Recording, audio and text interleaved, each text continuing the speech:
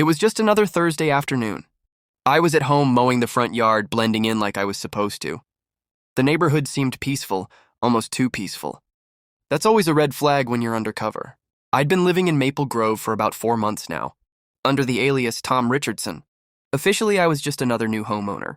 Unofficially, I was embedded deep in an ongoing FBI operation investigating real estate scams and identity theft. Rings suspected to be tied to a rogue group pretending to be HOAs. Around 3:42 p.m., a white unmarked SUV pulled into my driveway. 3 people stepped out wearing navy polo, shirts with HOA compliance printed on them. They didn't look like your average HOA reps. No clipboards. No friendly wave, no greetings. One of them had a holstered weapon. That was the first mistake.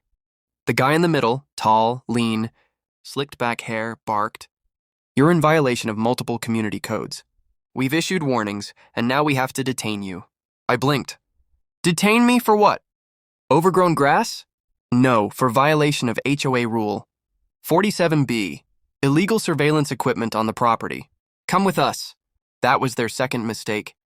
The hidden cameras they referenced were government-issued, tracking criminal activity. There's no way the real HOA would have known about them, which meant only one thing. These weren't HOA agents. They were criminals who'd caught a whiff of something and thought they'd get to me first. I kept my cool. "You got a badge or paperwork?" I asked, stalling. The third man stepped forward, stocky, impatient, and reached for my arm. That was their third mistake. In one swift motion, I grabbed his wrist, twisted, and flipped him onto the front lawn. The others reached for their concealed weapons. I dropped low, kicked the tall one in the knee, disarming him as he stumbled. I drew my own firearm, flipping up my jacket to show my badge clipped to my belt. "FBI, drop your weapons?"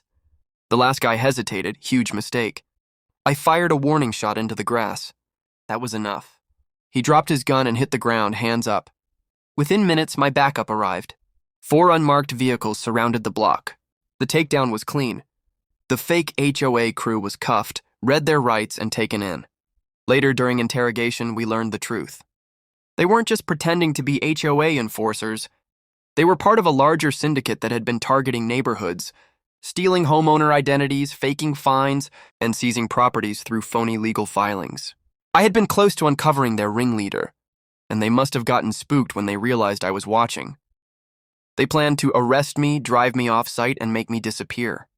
But they underestimated one thing. You don't arrest a federal agent on their own turf.